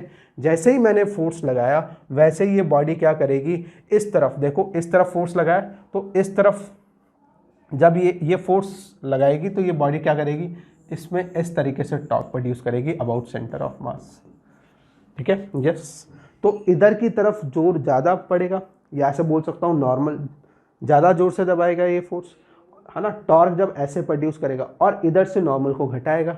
ये कौन काम कर रहा है, ये इसका फोर्स की वजह से जो टॉर्क प्रोड्यूस हुआ उसने ये काम किया कि वो जो टॉर्क प्रोड्यूस हुआ उसने इधर वाले पार्ट को तो जोर से दबाया और इधर वाले पार्ट को उठाने की कोशिश करी, जिसकी वजह से यहाँ पे तो नॉर्मल घट गया और यहाँ पे नॉर्मल बढ़ गया, ठीक है। जब कोई भी टॉर्क प्रोड्यूस नहीं हो रहा था बॉडी में तो नॉर्मल इक्वली स्प्रेडेड था, लेकिन इस फोर्स के कारण जो टॉर्क प्रोड्यूस हुआ उसने यहाँ पे तो नॉर्मल को घटाया और इधर वाले इस टॉर्क के कारण इधर वाले पार्ट में जोर ज़्यादा पड़ा, फोर्स ज़्यादा लगा, इसलिए नॉर्मल भी इस वाले पार्ट में बढ़ गया, ठीक है।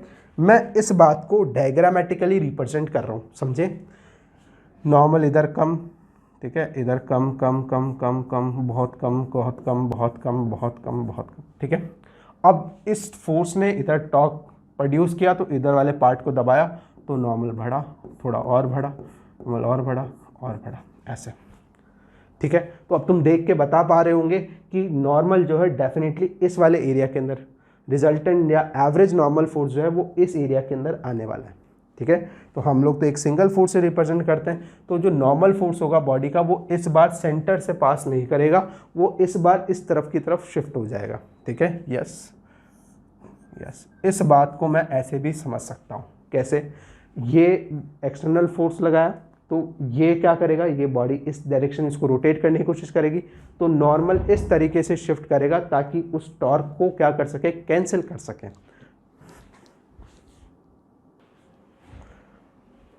यस, अब मान लेते हैं कि नॉर्मल जो है, देखो एक्सटर्नल फोर्स तो बॉडी को ऐसे घुमा रहा है, नॉर्मल इसको ऐसे घुमाने की कोशिश करेगा, अपोजिट डायरेक्शन में टॉर्क प्रोड्यूस करेगा, ठीक है। इस नॉर्मल इस तरीके से उस तरफ शिफ्ट होगा ताकि इसको क्या कर सके, इसको स्टेबल रख सके, टॉपलिंग से बचा सके, है ना। यस, अब हम लोग क्या करते हैं, हम लोग ये जानते हैं कि लेट से कि ये जो नॉर्मल है वो यहाँ से x डिस्टेंस दूर एक्ट करा, कितना डिस्टेंस x दूर। यस, हम लोग क्या करने की कोशिश कर रहे हैं, हम लोग वो मिनिमम फोर्स कैलकुलेट करने की कोशिश कर रहे हैं जिसकी वजह से बॉडी जो है वो जस्ट टॉपलिंग वाली कंडीशन है, यानी कि जस्ट टॉपल कर जाए, जस्ट उठ जाए उस पॉइंट से, है ना, पलट जाए।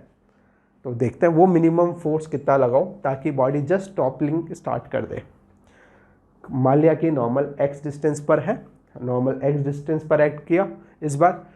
अब एक तो मैं क्या कर रहा हूँ, एक तो मैं इक्वेशंस लिख लेता हूँ y डायरेक्शन में। देखो y डायरेक्शन में एक तो नॉर्मल एक्ट कर रहा है और एक mg एक्ट कर रहा है, तो मैंने इक्वेशन लिखी, so normal equals to mg लिख दी, इक्वेशन नंबर 1 होगी। ठीक है, इस एक तो ये हो गई इक्वेशन, स्मूथ सरफेस है, यस, इस डायरेक्शन में, हॉरिजॉन्टल डायरेक्शन में केवल और केवल एफ एक्सटर्नल एक्ट कर रहा है। ठीक है, यस, ये नॉर्मल हो गया अपना और ये mg के बराबर हो गया। अब इस एक्सटर्नल फोर्स के कारण जो टॉर्क प्रोड्यूस हुआ उसको लिखते हैं, कितना आएगा, about centre of mass F external into R perpendicular. R perpendicular कितना है, ये हो गया। यस, लेट से कि इसकी हाइट है, टोटल हाइट है h, तो यहाँ से हाइट कितनी हो जाएगी, तुम बोलोगे सर ये हाइट हो गई h/2। टॉर्क कैसे प्रोड्यूस होगा, अबाउट सेंटर में, ये फोर्स इस एक्सिस के अबाउट ऐसे घुमाएगा इस बॉडी को। ठीक है, यस, तो एफ एक्सटर्नल इंटू क्या कर दिया, h/2 कर दिया, बराबर क्या करेंगे, बराबर अब ये नॉर्मल क्या करने की कोशिश है, normal opposite direction torque produce करेगा, है ना। तो इज इक्वल्स टू क्या करते हैं, बॉडी अभी टॉपल नहीं कर रही है, बॉडी अभी भी स्टेबल फॉर्म में, इसलिए इसके कारण जो टॉर्क प्रोड्यूस हुआ वो डेफिनेटली किसने काउंटर कर दिया होगा, इस नॉर्मल के कारण जो टॉर्क प्रोड्यूस हुआ उसके बराबर किया होगा नॉर्मल ने, तभी तो ये बॉडी क्या है, स्टेबल है। अदरवाइज अगर एक्सटर्नल फोर्स का टॉर्क ज़्यादा हो जाएगा तो बॉडी क्या कर जाएगी, इस पॉइंट के अबाउट उठ जाएगी, है ना, यस, या टॉपल करने लगेगी। देख लेते हैं, F external into h/2 is equals to normal का टॉर्क बराबर होगा, तभी तो बॉडी टॉपल नहीं कर रही है, N into perpendicular distance x है, दोनों टॉर्क्स बराबर कर दिए हमने। ठीक है, यस, अच्छा इसको मैं ऐसा भी लिख सकता हूँ, F external into h/2, normal की वैल्यू mg। यस, मुझे कैलकुलेट करना है बेटा, एफ मिनिमम कैलकुलेट करना है, so that body just topples, so that body just topples, body क्या कर जाए, जस्ट टॉपल करना चालू कर दे, घूमना चालू कर दे पॉइंट के अबाउट किसी, है ना, यस। तो नॉर्मल क्या कर सकता है, नॉर्मल अपनी मैक्सिमम वैल्यू, नॉर्मल के कारण जो मैक्सिमम टॉर्क प्रोड्यूस हो सकता है वो कितना हो सकता है, देखो नॉर्मल की वैल्यू तो हमने फिक्स कर दी mg है, वो वैल्यू तो नहीं बढ़ने वाली, वो mg ही रहने वाली है। ठीक है, यस, लेकिन टॉर्क जो है वो नॉर्मल जो है वो अपनी x की वैल्यू को बढ़ाकर और घटाकर टॉर्क की वैल्यू को कंट्रोल कर सकता है। ठीक है, तुम अगर ज़्यादा ज़ोर से इस पर फोर्स लगाओगे तो इधर की तरफ नॉर्मल और शिफ्ट हो जाएगा, ज़्यादा ज़ोर से इस एरिया को दबाएगा ये एक्सटर्नल फोर्स, और इधर से बॉडी धीरे धीरे उठने लगेगी, ये ऐसे उठने लगेगी। आई होप बात समझ में आ गई होगी। और नॉर्मल जैसे जैसे तुम एक्सटर्नल फोर्स बढ़ाओगे वैसे वैसे नॉर्मल जो है वो अपनी मैक्सिमम वैल्यू तक पहुंच जाएगा, और उसके बाद क्या होगा, उसके बाद जस्ट नॉर्मल अपनी मैक्सिमम वैल्यू तक पहुंच चुका है, नॉर्मल का मतलब टॉर्क जो है वो अपनी मैक्सिमम वैल्यू तक पहुंच चुका है, उसके बाद में torque due to normal force increase नहीं हो सकता, क्योंकि torque is R perpendicular into force की वैल्यू कांस्टेंट है, x की वैल्यू मैक्सिमम कितनी हो जाएगी, कितनी हो सकती है, L/2 हो सकती है, उसके बाद नॉर्मल जो है वो आगे शिफ्ट नहीं होगा, क्योंकि नॉर्मल तो यार इसी एरिया में लगेगा। ठीक है, यस, अब क्या होने वाला है, इसका मतलब मुझे एक बात समझ में आ गई कि एफ मिनिमम जो है जस्ट कंडीशन फॉर टॉपलिंग के लिए, वो मिनिमम फोर्स जिस पे बॉडी टॉपल स्टार्ट हो जाएगी, उस कंडीशन में मेरा नॉर्मल जो है, नॉर्मल के कारण जो टॉर्क है वो अपनी मैक्सिमम वैल्यू तक पहुंच जाएगा।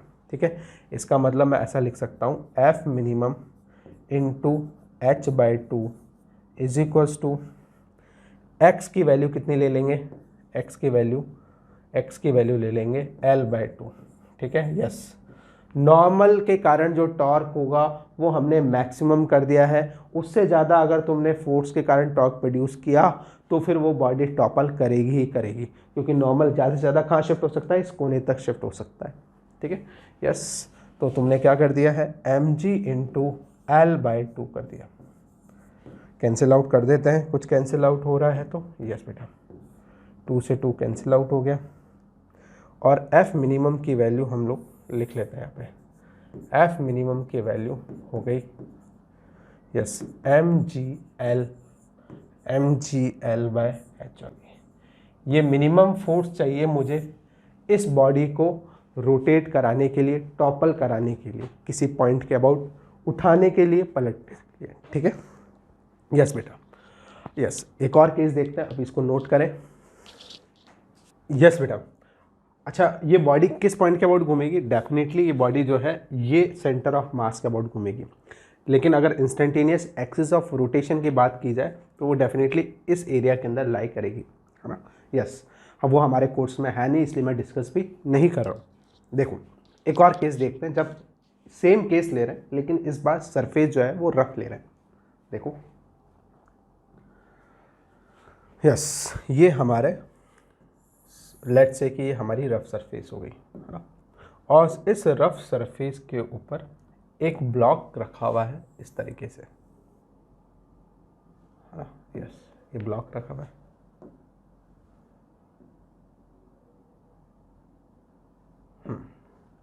और हम क्या कर रहे हैं, फोर्स लगा रहे हैं इसके ऊपर, अगेन इस तरीके से टॉप एंड के ऊपर एक्सटर्नल फोर्स लगा रहे हैं। केस नंबर 3 डाल देना इसको यार, है ना। और सरफेस कैसी ली गई है, रफ सरफेस ली गई है, रफ सरफेस। ब्लॉक जो है वो स्टेशनरी है, मूव नहीं कर रहा है, ब्लॉक स्टेशनरी, ठीक है। यस, जैसे ही एक्सटर्नल फोर्स लगाएंगे वैसे ही फ्रिक्शन फोर्स क्या करेगा, इसके मोशन को अपोज करेगा। यस, और फ्रिक्शन फोर्स कहाँ लग जाएगा, इसके अपोजिट डायरेक्शन में ऐसे एक्ट करेगा, ठीक है। यस, आई होप बात समझ में आ गई होगी। यस बेटा, अच्छा अब और कौन कौन से फोर्सेस लग रहे होंगे, एक लग रहा होगा mg इस तरीके से, और एक लग रहा होगा नॉर्मल। अच्छा नॉर्मल कहाँ लग रहा होगा, सोच के देखें, नॉर्मल की पोजीशन कहाँ होगी, वो हम लोग आइडेंटिफाई करेंगे टॉर्क से। किस तरफ उस टॉर्क ने जोर कहाँ पे ज़्यादा डाला, फोर्स ज़्यादा जोर से उस बॉडी को दबाया सरफेस के अगेंस्ट में, उस एरिया के अंदर नॉर्मल शिफ्ट हो जाएगा।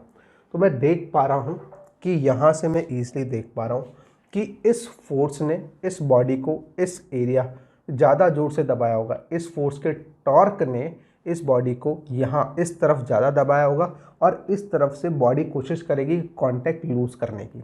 जब बॉडी ऐसे दबाओगे तो डेफिनेटली बॉडी यहाँ से उठने की कोशिश करेगी और यहाँ से ज़ोर से दबाने की कोशिश करेगी सरफेस को।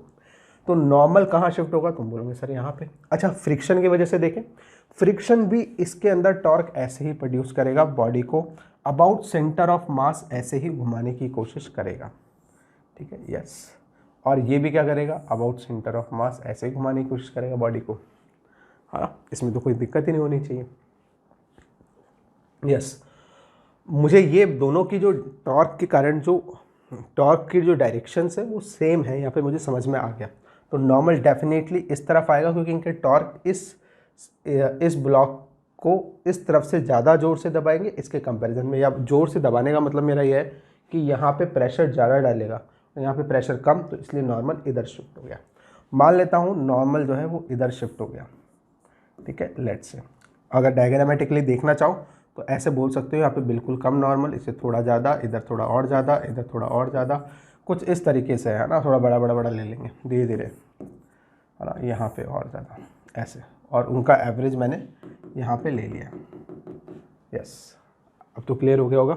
यस, अब क्या कर रहे हैं हम लोग, जस्ट टॉपल की कंडीशन कैलकुलेट करने की कोशिश कर रहे हैं। जस्ट टॉपल के कंडीशन में क्या होगा, यानी कि मैक्स मिनिमम फोर्स जिस पे बॉडी क्या करना चालू कर दे, टॉपल घूमना चालू कर दे सेंटर ऑफ मास के अबाउट, है ना। यस, देखते हैं यार। यस, सबसे पहले लेट्स से कि नॉर्मल जो है वो एक्स डिस्टेंस पे था, तो फ्रिक्शन फोर्स और एक्सटर्नल फोर्स दोनों सेम डायरेक्शन में टॉर्क प्रोड्यूस कर रहे हैं। कितना करेंगे वो देखो, ये सेंटर ऑफ मास, यहाँ से कितना डिस्टेंस h/2 डिस्टेंस, ये डिस्टेंस भी कितना h/2, क्योंकि बॉडी की हाइट कितनी है, टोटल हाइट h है, तो तुमने लिखा Fs h/2, ठीक है, प्लस F एक्सटर्नल h/2, ठीक है, is equals to n into X. Normal के कारण टॉर्क कैसे आएगा, इनके अपोजिट डायरेक्शन में आएगा। यस अब मैं एक इक्वेशन ट्रांसलेटरी मोशन से भी लिख सकता हूँ, ये मेरा एक्सटर्नल फोर्स, ये मेरा फ्रिक्शन फोर्स, बॉडी मोशन नहीं कर रही है, स्टेशनरी है ना, उस कंडीशन में मैं बोल सकता हूँ कि external force in this direction will be equals to the friction force in direction, ठीक है। यस तो यहाँ से मैंने लिखा Fs को F एक्सटर्नल से रिप्लेस कर दिया, h/2 h बन गया is equals to n into X हो गया। मुझे कंडीशन निकालनी है, जस्ट टॉपल की कंडीशन निकालनी है, कंडीशन फॉर जस्ट टॉपल, ठीक है, फॉर जस्ट टॉपल, ठीक है। Yes condition for just topple की कंडीशन में x जो है बेटा वो x हमें क्या लेना पड़ेगा, L/2 ले लेंगे। ये नॉर्मल फोर्स अपने मैक्सिमम, नॉर्मल फोर्स के कारण टॉर्क जो है वो अपनी मैक्सिमम वैल्यू तक पहुंच जाएगा, उसके बाद में इनके टॉर्क्स को बैलेंस नहीं कर पाएगा और बॉडी जो है वो इस पॉइंट के अबाउट ऐसे घूम जाएगी, उठ जाएगी इस पॉइंट के अबाउट। अब तो फील हो रहा होगा। Yes x is equals to L/2 put कर देंगे इक्वेशन नंबर 1 के अंदर। Finally F external into h is equals to क्या आ जाएगा, n इंटू L/2 आ जाएगा। यस बेटा, है ना। Yes normal equals to mg मुझे दिख रहा है, नॉर्मल इक्वल्स टू mg मुझे दिख रहा है, तो फाइनली मैंने क्या लिखा, F external into h is equals to mg L/2 आ जाएगा। यस तो F मिनिमम कितना लगाऊं, तो तुम बोलोगे सर ये हो जाएगा mg L/2। यस ये जो डिस्टेंस है ये हमारे पास है, टोटल लेंथ थी L, ठीक है। तुम कहीं सोचोगे सर ये कहाँ से लिया है L, तो बेसिकली ये जो विड्थ है ये L थी, हाइट जो थी वो h थी, तो यहाँ से mg L/2h मेरे पास मिनिमम फोर्स आ गया जिस पे ये बॉडी क्या करना चालू कर देगी, जस्ट टॉपलिंग स्टार्ट कर देगी, ठीक है। यस बेटा हमने हर एक टॉपिक अच्छे से कवर कर लिया है, अब जाकर तुम क्या कर सकते हो, एक्सरसाइज कंप्लीट कर सकते हो। यस एक्सरसाइज 1 एक्सरसाइज 3 पे ज़्यादा फोकस करना। यस सबसे पहले एक्सरसाइज 1 कंप्लीट करें, उसके बाद में एक्सरसाइज 3 करें। Yes no doubt in it कि रिजिड आरबीडी जो है वो थोड़ा क्या बच्चों को काफ़ी डिफ़िकल्ट लगता है, लेकिन अगर इनको पार्ट्स में ब्रेक कर कर हम लोग पढ़ें तो हम आसानी से इसको कवर कर सकते हैं। चैप्टर भी काफ़ी बड़ा है और सवाल भी बहुत ज़्यादा इस टॉपिक में से पूछे जाते हैं। जब तुम फोकस करोगे प्रीवियस ईयर क्वेश्चंस पे तो तुम्हें मालूम चलेगा कि 3-4 क्वेश्चंस हर साल इस पे पूछे जाते हैं, 4 सवाल पूछ लिए जाते हैं इस पे, ठीक है। और आरबीडी अगर तुम्हारा स्ट्रांग हो गया इसका मतलब है तुम्हारी फिजिक्स स्ट्रांग हो गई है। यस ये नो डाउट कि बेटा ये बहुत इंपॉर्टेंट रोल प्ले करेगा तुम्हारा, ठीक है। यस फिजिक्स को समझने के लिए आरबीडी का आना बहुत ज़रूरी है, और अगर तुम आरबीडी सोच रहे हो कि छोड़ दें तो बिल्कुल भी दिमाग में मत लाना, क्योंकि इसमें से छोड़ने का मतलब है कि तुम 4 सवाल नीट के अंदर छोड़ने वाले हो, ठीक है। Yes thank you very much बच्चों and have a nice day. Practice करें, डाउट हो तो बिल्कुल डाउट सेशन में आए, वहाँ पे पूछ लें, क्योंकि टॉपिक नो डाउट डिफ़िकल्ट थोड़ा सा है, तो डाउट सेशन में आके पूछ सकते हो, टेलीग्राम चैनल से कनेक्ट हो सकते हो। Thank you very much.